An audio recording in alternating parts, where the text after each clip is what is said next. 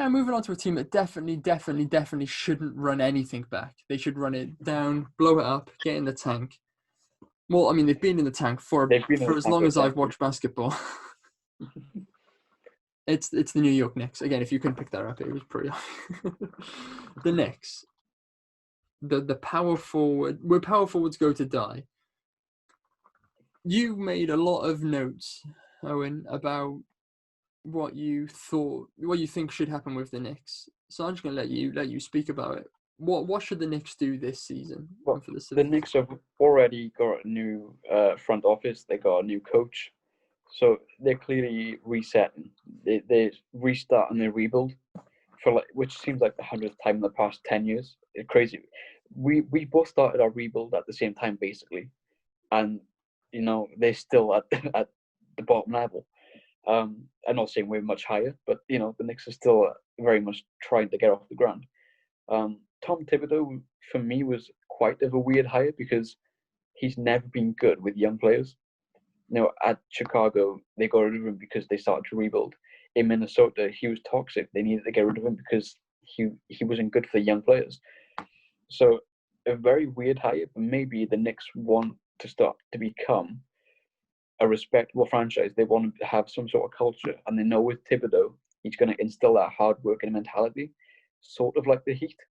And I was saying, like, the Knicks or New York as a city, they a very hard-nosed, tough, gritty city. They need to be built like the Heat. Where on the court, teams are not scared to play them, but they're like, oh, here we go. It's gonna be a tough 48 minutes. They're gonna be scrapping for everything. Their team needs to be filled with players like Marcus Smart. That's their identity. You go back to the team in the 90s, like someone like John Starks, he was so gritty. Like he was such a tough defender, and they need players like that, like throughout the whole team. And they just haven't got it. They haven't found those players. They haven't got the right coaches. So this season is sort of big because they want to attract the star players, but to do that they need to have an organization who's already there, who's already building a winner. Because you look at KD and Kyrie last year, where everyone thought they were going to the Knicks. Not being funny, like who's looking at the Knicks and say, I want to play with Kevin Knox? Like who's saying that? They need to build a respectable organization, have like 2, 3, 4 years of consistently making the 6th or 7th seed. Show that you can win games, and then over time, players will want to join that team. You look at Miami from the 90s and 80s. They weren't like a big team. They were just there. They were consistently doing okay. Then all of a sudden, they draft Dwayne Wade. They start winning, and then they attract the best player in the game, LeBron James. And they lost LeBron, but they kept on winning, and they got Jimmy Butler. So that's I think the Heat are the perfect example of who the Knicks should aspire to be like. Yeah, and you're saying about like Tom Thibodeau bringing like that, like grit back to the team. Maybe somebody like we were saying earlier about trading for CP3, like another leader. And with rumors that if CP3 leaves, Melo, like to the Lakers or to the Knicks, Melo might want to follow him. You bring CP3 to the Knicks, you bring Melo back. You're starting to build a bit of a old meme team like the Lakers were doing, but it's a meme team with like good players, not J.R. Smith and Dion Waiters. Yeah, personally, I wouldn't bring Carmelo back. He's not the sort of, he's not the identity I want the team to have. But CP, like, look what he's done for OKC.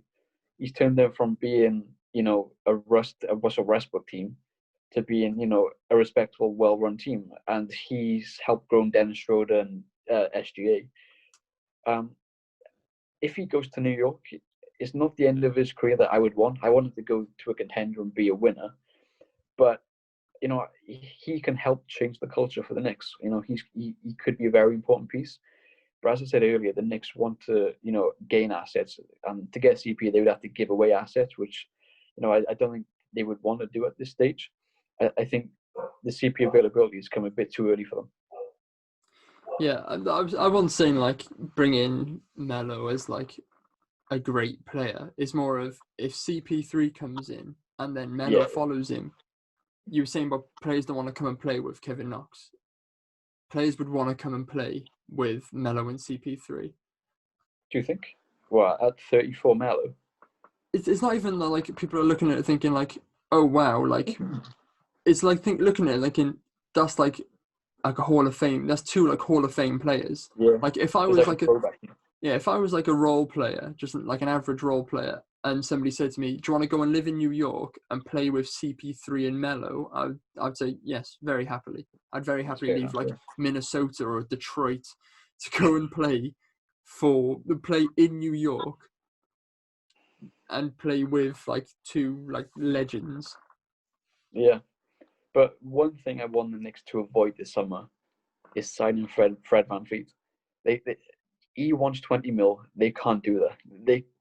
I pray they don't do that, because I think we saw with Fred, he's an elite backup point guard, but when he's the main point guard, the star of the team, he's not very good. Like, he's not built for that sort of role. And if he goes to the Knicks, where he will automatically become the best player, the probably the highest earning player, he will think he's a star, and all of a sudden, you're at the start of your rebuild and you're already messed up. Sort of like Rozier back with the Hornets. They give him all that. They give a backup point guard all that money, and they've already ruined their rebuild. So I just hope they can avoid paying Fred.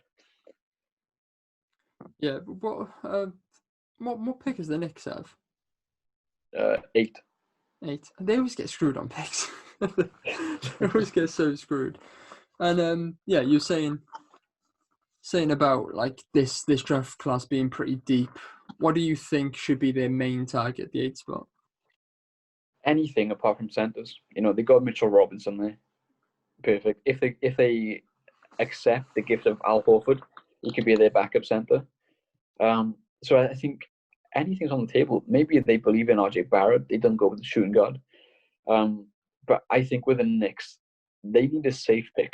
They can't just go for like a high ceiling player, like a LaMelo. They need someone who they know is going to produce, like a Tyrese Halliburton, or a Or Devin Anthony? Vassell. That's the number one player they should avoid. Like, if they draft him, like, it's curtains. Just may as well just disband the organization, send them to like the WNBA. But like, you just get a safe prospect, a safe person who will be a good player for this team for the next 10, 15 years. That's all they need to do. Just pick a safe player.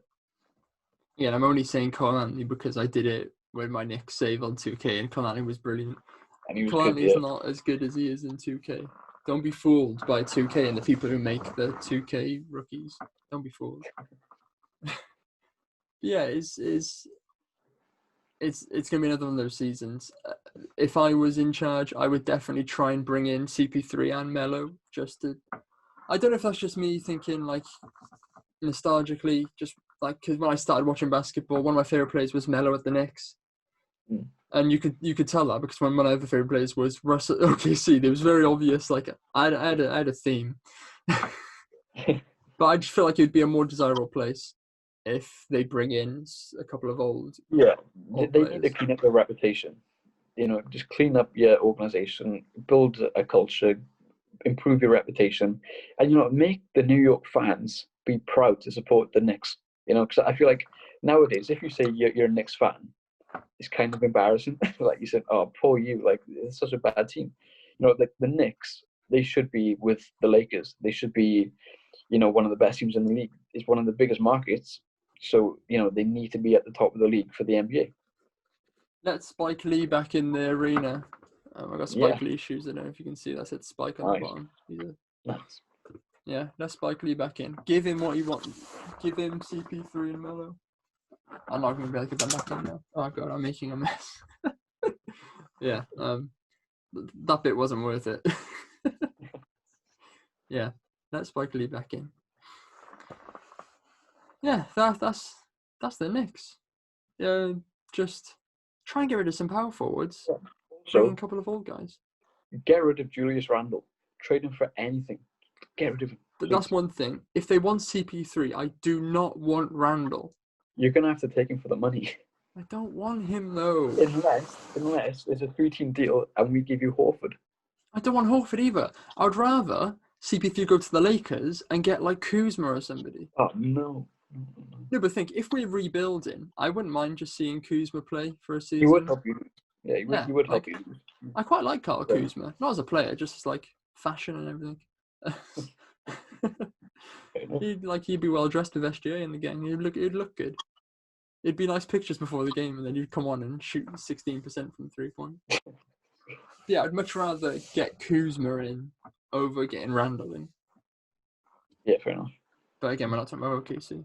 That's for later, a later episode. But yeah, so yeah, I kind of agree with the whole Fred VanVleet thing. You said they need like grit, and if you want grit from Toronto, you're looking at the wrong guard. Yeah, You'd rather exactly. Kyle Lowry over Fred VanVleet. But yeah, like I said, CP3 and Melo, get rid of Randall. But If does that Melo means, bring that gritty attitude? who cares? It's Melo. He doesn't. Think of the fans. To be fair, he would sell tickets maybe, but I would, if I was in charge, I wouldn't go near him. He'd sell tickets. Like you'd get the fans back in. People would want to play with him. But at that point, if you're building around a 36-year-old Chris Paul and a 35-year-old Carmelo, there's not much like future. Well, You want to like have CP to like mentor the young guys whilst also rebuilding. well, yeah, that's the thing. You're not looking. Well, are you looking to bring in players to build a team to start winning games and getting into the playoffs? I'm looking at getting these players in to mentor younger players, help them win a couple of games, and still because they're finishing like in the bottom seeds and still getting the eighth seed pick. So it doesn't matter if they finish like Exactly. Yeah, 12th, so you may as they'll well still try get and these win. picks. But I Yeah, feel like but they'll also, get more wins with Melo and CP3, and they might be able to bring in some younger talent that could see them like go stay on the team for a few years, where Melo and CP3 would only stay for like yeah, 2-3 I years think max. their young players need to learn how to win. At this point in their career, like Kevin Knox, Frank Ntilikina, Mitchell Robinson, they don't know how to win in the NBA, and Chris Paul would be perfect to teach them how to win. I think we need to build a roster who can win, who are winners, and who will do anything to win. Because that ultimately that's the best way to learn how to win is to actually win. I just thought of CP3 mentoring Ntilikina. Ntilikina, I'm so high on him. Like I think in the right team, he's a good player. He's the type of player who can contribute on a championship team. He just went to such a bad team, and the Knicks have kind of ruined his career in a way.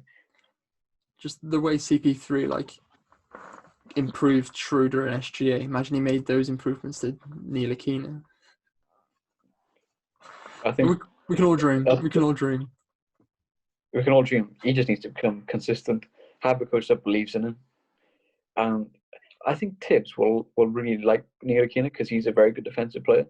And Tibbs, he values defense over anything. And that's the reason Jimmy Butler is who he is today, because of Tibbs, so who knows? But then again, Tibbs is the reason Derrick Rose tore his ACL. So yeah, so that's the Knicks. Just try and win some games, guys. Just try and win. Just try your best. It won't be easy. Sign CP3, but don't give us Randall. That's what, like looking at the perspective of a Knicks fan. I'm like, yeah, I guess CP3 would be brilliant. Then from an OKC fan perspective, I'm saying I don't want Randall. Don't give me Randall. It doesn't work. I can't be both. I'm not both. Luckily. What would you take? What would I take from the Knicks? Yeah. I think we can save that for when we talk about OKC in future episodes. All right. But let me just say, I saw someone say Randall and the number 8 pick. Why would the Knicks trade their pick? Yeah. Personally, I don't think a deal can be done because the Knicks don't really have anything to give apart from Randall. Yeah, it's a weird one. And again, we'll talk more about that when we talk about OKC.